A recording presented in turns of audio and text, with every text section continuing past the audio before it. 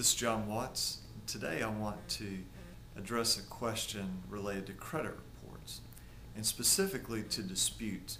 We're often asked, when I make a dispute to a credit bureau, and again that's Equifax, Experian, TransUnion, Innovis, ChoicePoint, they're all these different companies. But when I make a dispute to them, what happens at that point?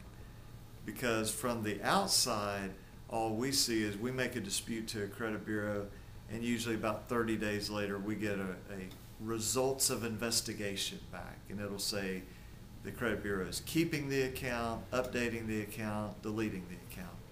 Well, here's what goes on kind of behind the scenes. When that dispute hits the credit bureau, they take that dispute. If you did it online, which we never recommend doing it online, and we'll save that for another video, but when you do it online, it automatically gets turned into a 2-digit code.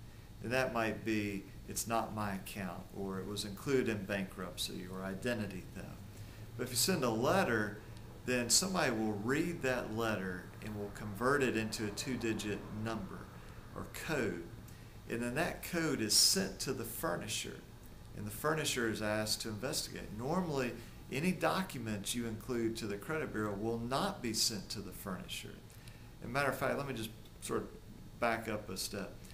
When you send that letter, normally all the letter and attachments are scanned in and sent overseas to some outsourced place. That then you have somebody that will read that stuff, and they typically have about 2 or 3 minutes to do this. And in a lot of countries, the company that actually employs the person that's doing the investigating will be paid about 25 cents for your dispute. And even if you have 4 or 5 items on your credit report you're disputing, if you send it in one letter, they get paid a quarter.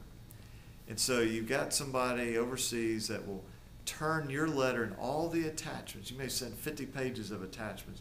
They turn that into a 2-digit code that's sent electronically to the furnisher.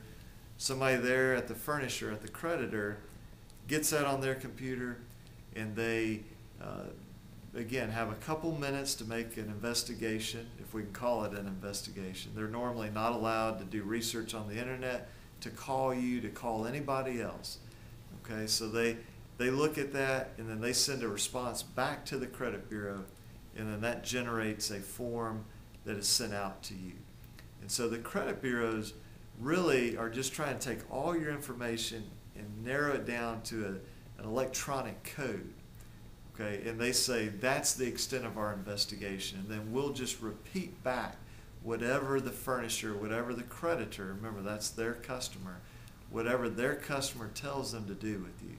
So that's a kind of behind the scenes look at how credit bureaus handle your disputes. If you have questions about credit reports or disputes, or if you've already disputed and false information is remaining on your credit report, feel free to give us a call, 205-879-2447, or go to our website, alabamaconsumer.com, or our blog, alabamaconsumerlawblog.com. Thank you very much.